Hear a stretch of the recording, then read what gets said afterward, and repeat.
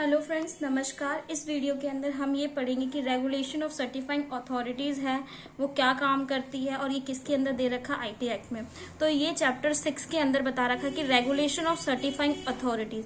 अब हम इस चैप्टर को पढ़ने से पहले हम ये पढ़ेंगे कि इसमें टोटल सेक्शन कितने होते हैं। इसमें टोटल सेक्शन हमारे आईटी एक्ट के अंदर दे रखा है सेक्शन 17 से लेके 34 तक। अब रेगुलेशन का मतलब क्या होता है? रेगुलेशन का मतलब होता है कि ऐसे ऑफिशियल रूल्स बना रखे जो कंट्रोल करते हैं किसी और के वर्क को, that controls how something is done. अब सर्टिफाइंग अथॉरिटीज कौन होती है? सर्टिफाइंग अथॉरिटीज वो अथॉरिटीज होती है जो इशू करती है लाइसेंस को और इलेक्ट्रॉनिक सिग्नेचर जो सर्टिफिकेट होता है उसको करती है। अब वो किससे लेती है? वो कंट्रोलर से लेती है। तो इसमें हम कंट्रोलर और सर्टिफाइंग अथॉरिटीज के कुछ फंक्शंस भी पढ़ेंगे, कैसे अपॉइंट किया जाता है वो पढ़ेंगे। तो सर्टिफाइंग अथॉरिटीज क्या है? A trusted third party or entity that will get license from the controller। Controller से वो लाइसेंस लेती है एंड विल इशू करती है इलेक्ट्रॉनिक सिग्नेचर सर्टिफिकेट को। तो हमारा जो सेक्शन 17 है वो ये बताता है कि कैसे कंट्रोलर और अदर ऑफिसर को अपॉइंट किया जाता है। तो इसके अंदर 3 ऑफिसर्स आते हैं, एक होता है कंट्रोलर, एक होता है डिप्टी कंट्रोलर और एक होता है असिस्टेंट कंट्रोलर। इन सबको अपॉइंट कौन करता है? इन सबको अपॉइंट किया जाता है सेंट्रल गवर्नमेंट के द्वारा।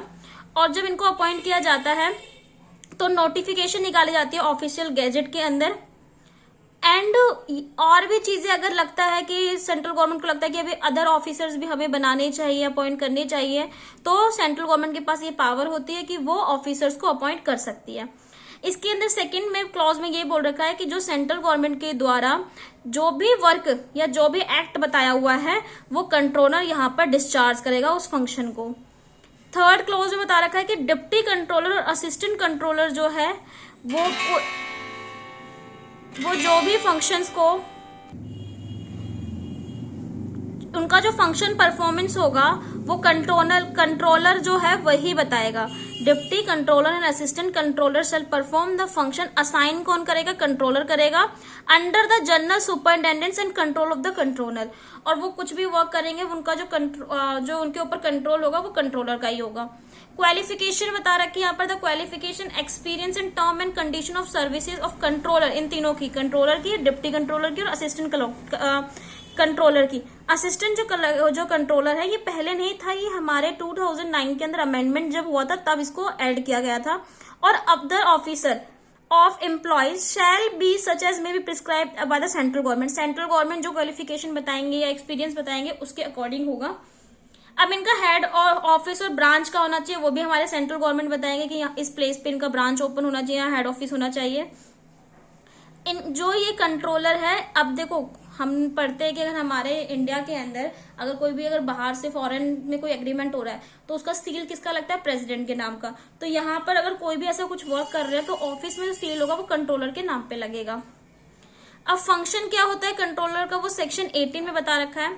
सही, बहुत अच्छा है ये कि कंट्रोलर का जो फंक्शन है वो बता रखा है ताकि हम लोग जो सर्टिफाइंग अथॉरिटी होती है वो उससे ज्यादा वर्क ना करें। या जो इनका फंक्शन है वो ये भी है कि वो किस किस फील्ड में काम करेगा, किस पे काम इसका नहीं है, वो चीज पढ़ेंगे हम। तो फंक्शन ऑफ कंट्रोलर क्या है? द कंट्रोलर में परफॉर्म ऑल और any of the flowing function, namely exercising supervision over the activities of certifying authority. Certifying authority जो भी वर्क कर रही है, जो भी एक्टिविटीज कर रही है उस पर सुपरविजन करना, उसको देखना। सर्टिफाइंग पब्लिक की of certifying authorities. Certifying authorities ने कुछ भी अगर सर्टिफाई किया पब्लिक की को, पब्लिक की किस लिए होता है? वेरिफिकेशन के लिए होता है। जो ये किया है उसको सर्टिफाई करेगी। Laying down the standard to maintain the certifying authorities, कि जो ये सर्टिफाइंग अथॉरिटी जो मेंटेन करेगी उसको देखेगी। Specifying the qualification and experience which employ of certifying authority should possess, कि क्या क्वालिफिकेशन होनी चाहिए, कैसा एक्सपीरियंस होना चाहिए, वो जो सर्टिफाइंग अथॉरिटी है वो कैसे कंडक्ट करेगी बिजनेस को, या जो एडवर्टाइजमेंट जो प्रिंट किया जा रहा है, देखो specify the content of return printed and visual material and advertisement that may be distributed or use in respect of electronic signature certificate and the की। तो उसको स्पेसिफाई करेगी किस कंटेंट को उसको रखना है, किस कंटेंट को उसको नहीं रखना।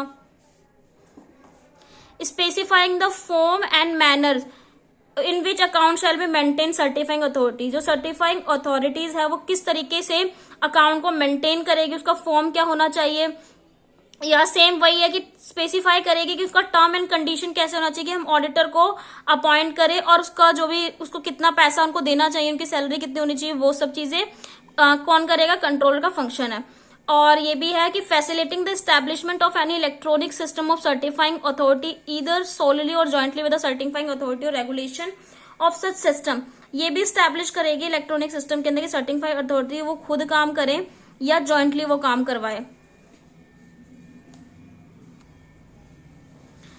रिजॉल्व करेगी किस कॉन्फ्लिक्ट को, अगर किसी सब्सक्राइबर और सर्टिफाइंग अथॉरिटीज के बीच में कोई कॉन्फ्लिक्ट हो गया है, या सर्टिफाइंग अथॉरिटीज की ड्यूटीज को बताएगी, या मेंटेन करेगी डाटाबेस जो सर्टिफाइंग अथॉरिटी ने उस चीज को डिस्क्लोज किया है, उस रिकॉर्ड को कि नहीं किया है।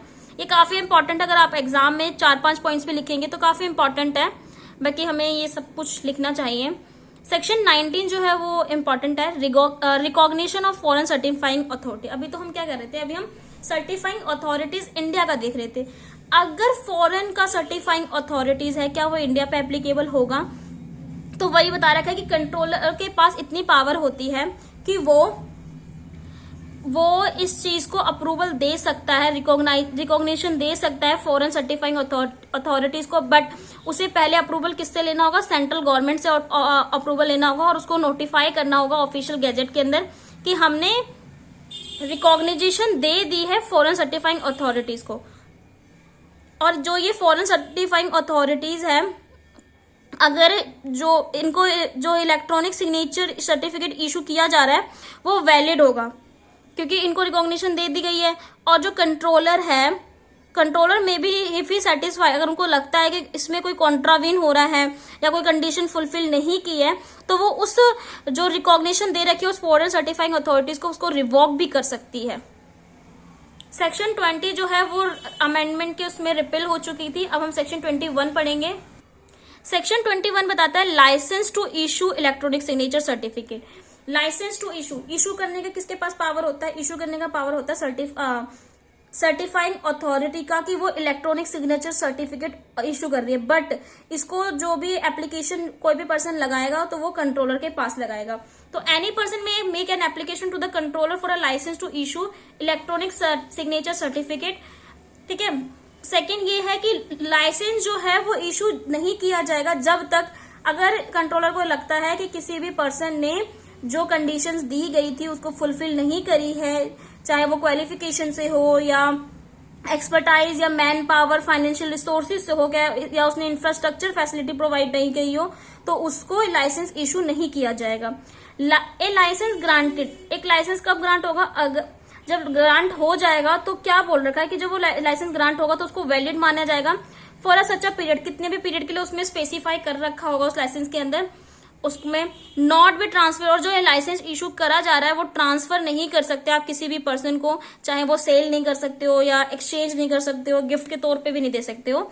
और हेरिटेबल भी नहीं होगा कि आपके जनरेशन के मतलब जिसके फादर के बाद उसके बेटे की आ रही है, ऐसा कुछ नहीं हो सकता। Be subject to the term and condition and may be specified by regulation. जो भी रेगुलेशन के अंदर टर्म एंड कंडीशन बताया उसको उसके अकॉर्डिंग फॉलो करना होगा। सेक्शन 22 में बता रखा है कि एप्लीकेशन फॉर लाइसेंस का कैसे होना चाहिए। तो ये एक फॉर्म निकलता है जो सेंट्रल गवर्नमेंट प्रिस्क्राइब करती है इस फॉर्म को, तो इस फॉर्म को आपको फिल करना होगा। उसके बाद इस जो ये फॉर्म एप्लीकेशन है, जो ये एप्लीकेशन का फॉर्म है, उसमें आप क्या क्या कंप्लाई करोगे, क्या क्या करोगे? अ सर्टिफिकेट प्रैक्टिस स्टेटमेंट डालोगे, या आइडेंटिफिकेशन ऑफ एप्लीकेंट, या फी जो है उस फी की पेमेंट करोगे, बट वो 25,000 से ज्यादा नहीं होनी चाहिए। सेंट्रल गवर्नमेंट ये प्रिस्क्राइब नहीं करेगा कि वो फीस 30,000 हो, क्योंकि यहाँ पे 25,000 दे रखी है। सच अदर डॉक्यूमेंट्स, अगर सेंट्रल गवर्नमेंट को लगता है कुछ अदर डॉक्यूमेंट भी देने होंगे, एप्लीकेंट को देने चाहिए, तो वो प्रिस्क्राइब कर सकती है हमारे नोटिफिकेशन के अंदर ऑफिशियल गैजेट में। 23 में क्या है? अगर आपको उस लाइसेंस को रिन्यू करवाना होगा तो क्या है? Application for renew of licence, क्या आपको दोबारा एक एप्लीकेशन रिन्यू का लगाना होगा? वही सच फॉर्म फिल करना पड़ेगा और आपको फी भी पे करनी पड़ेगी, पर वो फी कितनी होगी? वो 5,000 से ज्यादा नहीं होगी। और आप रिन्यू ऑफ लाइसेंस कब अप्लाई कर सकते हो? जैसे कि मान लो आपका जो भी एक्सपायरी डेट है उससे 45 दिन पहले, यहाँ पर लिखा हुआ है 45 days before the date of expiry of the period, जो वैलिडिटी ऑफ लाइसेंस है उससे पहले, क्योंकि ऑब्वियसली लाइसेंस इशू करने के अंदर टाइम लगता है, तो आपको 45 डेज जो है उससे पहले करना होगा। 24 में बता रखा है कि अगर मान लो कि जो लाइसेंस है, अब ये थोड़ा ना कि कंट्रोलर उसको ग्रांट ही करेगा। अगर उसको रिजेक्ट कर दिया जाए या ग्रांट कर दिया जाए तो उसका प्रोसीजर क्या है। The controller may on receipt of application under subsection 1 of section 21 में क्या था, लाइसेंस टू इश्यू वाला, after considering the document accompanying the application and such other factors as he deem fit grant the license or reject. अगर जो भी terms and condition या requirement के लिए बोल रखा है कि आपको फुलफिल करना है, अगर आपने फुलफिल कर दिया तो ग्रांट हो जाएगा, अगर फुलफिल नहीं किया तो वो रिजेक्ट हो जाएगा। देखो यहाँ पर एक प्रोवाइजो भी दे रखा है कि आपका जो एप्लीकेशन है वो इस रिजेक्ट नहीं किया जाएगा तब तक जब तक आपको रीजनेबल अपॉर्चुनिटी ना दी जाए कि आप ये प्रूव करो कि आपने इस चीज को फुलफिल क्यों नहीं किया है। क्योंकि कभी कभी देखो, मान लो किसी ने बोला ए पर्सन को लाइसेंस इश्यू करवाना है और उसके पास आधार कार्ड नहीं है क्योंकि उसका आधार कार्ड जब्त है कोर्ट के अंदर किसी और चीज में, तो वो क्या करेगा, वो अपने जब उसको अपॉर्चुनिटी दी जाएगी बोलने के लिए तब वो बोल देगा उसके अंदर। अगर ये चीज नहीं रखी जाती तो बहुत सारी चीजें जो है वो लाइसेंस इशू ग्रांट नहीं किया जाता और जो कंट्रोलर है वो मिसयूज करता। अब सस्पेंशन ऑफ लाइसेंस क्या है कि आप सस्पेंड भी कर सकते हो। कंट्रोलर के पास ये पावर होती है कि वो सेटिस्फाई है, अगर इंक्वायरी करने के बाद वो सेटिस्फाई है कि जो सर्टिफाइंग अथॉरिटी ने उसको जो स्टेटमेंट दिया था कि आप एप्लीकेशन के अंदर ये स्टेटमेंट लिखो, उसने इनकरेक्ट लिखा हो या फॉल्सली उसने मेंशन किया हो, या वो जो भी term and condition certifying authority ने बताया था कि इसको टर्म एंड कंडीशन को फुलफिल करना है, अगर आप उसको कंप्लाई करने में फेल हो गए, या सर्टिफाइंग अथॉरिटी ने जो भी प्रोसीजर आपको मेंटेन करने के लिए बोला था तो आप फेल हो गए उस प्रोसीजर को मेंटेन करने के लिए, या आपने इस एक्ट के अकॉर्डिंग जो रूल्स रेगुलेशन जो भी हमारा सर्टिफाइंग अथॉरिटी ने बोला था कि आपको इस एक्ट या इस रूल्स और रेगुलेशन के अकॉर्डिंग फॉलो करना है, अगर आपने उस एक्ट को कॉन्ट्राविन मतलब आपने उल्लंघन कर दिया उस प्रोविजन को, तो जो आपका जो लाइसेंस है उसको सस्पेंड कर दिया जाएगा और रिवोक भी कर दिया जाएगा। अब क्या होता है, यहाँ पर ये बोल रहा है कि ऑब्वियसली आपको रीजनेबल अपॉर्चुनिटी दी जाएगी कि आपने ऐसा क्यों किया। सेकेंड ये कि जो कंट्रोलर है उसको may if he has reasonable cause to believe that there is a ground for revoking a license under section 1 by order of suspend such license pending the completion of any inquiry order by, अगर controller को लगता है उसे reasonable cause दे दिया है और उसको लगता है कि रिवोकिंग करना बहुत जरूरी है क्योंकि बहुत सारी चीजें उसने कंपाइल नहीं किया है, तो वो रिवोक कर देगा और सस्पेंड भी कर सकता है। पर जो सस्पेंशन है उसका वो 10 दिन से ज्यादा नहीं होना चाहिए, और जो सस्पेंशन के बाद ना उसे सरेंडर करवाना होता है इस लाइसेंस को। तो no certifying authority whose licence has been suspend shall issue an electronic certificate. तो हमारा जो थर्ड क्लोज उसमें ये बता रखा है कि कोई भी सर्टिफाइंग अथॉरिटीज जो है जो लाइसेंस को इशू करती है वो सस्पेंशन के टाइम पर जब उस लाइसेंस को सस्पेंड कर दिया कंट्रोलर ने, तब वो इलेक्ट्रॉनिक सिग्नेचर सर्टिफिकेट इशू नहीं करेगी। सेक्शन 26 में बता रखा है कि notice of suspension or revocation of licence, कि ऑब्वियसली दोनों पार्टी उस पार्टी को नोटिस देना पड़ेगा कि आपका जो लाइसेंस है वो सस्पेंड हो गया या रिवोक हो गया। Where the license of the certifying authority suspend or revoke, the controller shall publish notice of suspension or revocation as the case may be database और मेंटेन बाय हिम, कि किस बेस पे उसको सस्पेंड किया गया, क्या उसका जो डाटा है वो कंप्लीट नहीं है या उसने कोई चीज फुलफिल नहीं करी है वो। Where one or more repositories are specified, the controller shall publish notice of suspension or revocation as the case may be all repository. Repository का मतलब क्या होता है, देखो मैंने यहाँ पर लिखा भी है, a system for storing and retrieving certificate और other relevant information। ऐसा चीज जहाँ पर आप स्टोर करते हो किसी भी चीज इन्फॉर्मेशन को, तो उसे बोलते हैं। तो कंट्रोलर क्या करेगा, कंट्रोलर इन्फॉर्मेशन जो भी है उसको नोटिस में इसको पब्लिश करेगा, उस नोटिस को जो स्टोर करके उसने रख रखा है अपने पास। प्रोवाइजो क्या बोलता है, प्रोवाइजो ये बोलता है कि जैसे कि जो भी इन्फॉर्मेशन को पब्लिश करना है या नोटिस के थ्रू वो वेबसाइट पे करेगा, वेबसाइट पे अवेलेबल हो जाए ताकि जो भी दूसरा पर्सन है उसको देख के समझ सके कि हमें ये ऐसे कंडीशंस को फुलफिल करना होगा, नहीं तो हमारा भी जो सस्पेंशन जो लाइसेंस है वो सस्पेंड हो सकता है।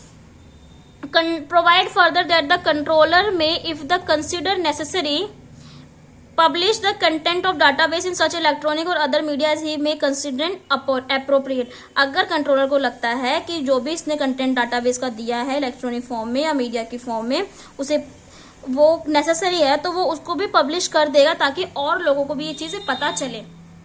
तो मतलब जो बेसिकली इंपॉर्टेंट जो नेसेसरी कंटेंट है वो हमें पब्लिश करना होगा हमारे कंट्रोलर को, ये उसकी ड्यूटी और फंक्शन दोनों ही होता है। पावर टू डेलीगेट, अब देखो अब ये कि कभी कभी कंट्रोलर क्या करता है, अपनी जो पावर होती है वो किसको डेलीगेट कर देगा, डिप्टी कंट्रोलर को, असिस्टेंट कंट्रोलर को रिटर्न में, कि वो उसके बिहाफ पे वर्क करे। अब कभी कभी ऐसा भी होता है कंट्रोलर मतलब आउट ऑफ इंडिया है या वो किसी और काम में बिजी है, तो वो पावर, उसके पास पावर होता है कि वो अपने पावर को डेलीगेट कर सकता है। पावर टू इन्वेस्टिगेट कॉन्ट्रावेन, अगर किसी ने कॉन्ट्रावेन किया इस एक्ट के अकॉर्डिंग तो कंट्रोलर के पास ये पावर होता है कि वो इस चीज को चेक करे और उसको पनिशमेंट भी दे। पनिशमेंट तो हमारा ऑफेंसेस और पेनल्टीज के उसमें है, हम उसके अकॉर्डिंग पढ़ेंगे। सेक्शन 26 बोलता है access to computer and data. Controller को अगर ये लगता है, the controller any person authorise by him, controller या उसको जो किसी भी पर्सन को अगर कंट्रोलर ने ऑथोराइज किया, उसको ये लगता है कि जो ये पर्सन है जिसका लाइसेंस है, जो भी पर्सन है इसने कॉन्ट्राविन किया है किसी भी प्रोविजन को इस एक्ट के अकॉर्डिंग, तो वो क्या करेगा, उसके कंप्यूटर सिस्टम को एक्सेस में, उस कंप्यूटर सिस्टम को अपने पास लेगा सर्च के लिए, for the purpose of searching or cause of search to be made obtaining information or data. और उस इन्फॉर्मेशन जो डाटा है, मतलब जो भी सर्च उसने किया उसको डाटा लगता है, तो वो अपने पास उसको स्टोर करके रख सकता है उस इन्फॉर्मेशन को। और क्या करेगा, कंट्रोलर और any other person authorise by him may by order direct any person in charge or otherwise concerned with the operation of the computer system data apparatus material to provide him with reasonable technical। और वो आगे उसको मतलब क्या कर देगा, order या direct कर देगा, किसी को दे देगा, किसी को बोलेगा कि चेक करे कि क्या जो ये डाटा है, जो इसका जो ये मोटिव था इसका वर्क करने का, क्या वो सही था कि नहीं था, जो चीज है चेक करने के लिए वो टेक्निकल जिनको पता होगा उसको दे देता है। सेक्शन 13 क्या बोलता है, certifying authority to follow certain procedure. Certifying authority कुछ प्रोसीजर को फॉलो करती है, वो क्या करती है, जैसे कि मान लो सर्टिफाइंग अथॉरिटीज ने, अब सर्टिफाइंग अथॉरिटी का यहाँ पर काम बता रखा है, तो क्या करेगी, वो मेक करेगी कि बनाएगी हार्डवेयर सॉफ्टवेयर ऐसा प्रोसीजर ताकि जो भी मिसयूज है वो ना हो सके, उसको सिक्योर करने के लिए कोई प्रोसीजर बना दे, कोई हार्डवेयर या सॉफ्टवेयर बना दे। Provide a reasonable level of reliability, कि ऐसा कुछ चीज बनाए जिससे हम उस पर्सन सभी उस पर रिलायबल कर सके, उसके सर्विस पे, उसके परफॉर्मेंस पे। Adhere to security provision, security provision बनाना बहुत इंपॉर्टेंट है ताकि वो सबकी सिक्योरिटी और प्राइवेसी को मेंटेन करके रख सके। Repository of all electronic signature certificate, जो भी इलेक्ट्रॉनिक सर्टिफिकेट सिग्नेचर सर्टिफिकेट वो प्रोवाइड करती है, इशू करती है, तो उस पर रिपोजिटरी जो भी जितनी भी इंफॉर्मेशन इंपॉर्टेंट है उसको प्रोवाइड करे। Publish information regarding practice electronic signature, और वो सारे इन्फॉर्मेशन को पब्लिश करें जो काफी इंपॉर्टेंट है, जो करंट स्टेटस में है, क्योंकि ऑब्वियसली जो हमारा ये साइबर है, ये वर्चुअल है, अब ये जो चीज जो डाटा नेटवर्क है ये सब ना चेंज होता रहता है। बहुत सारे नेटवर्क पहले नहीं थे, अब चेंज हो गए, तो उसमें क्या होता है, तो आपको इसको जो करंट स्टेटस है उसको आप पब्लिश करना होगा।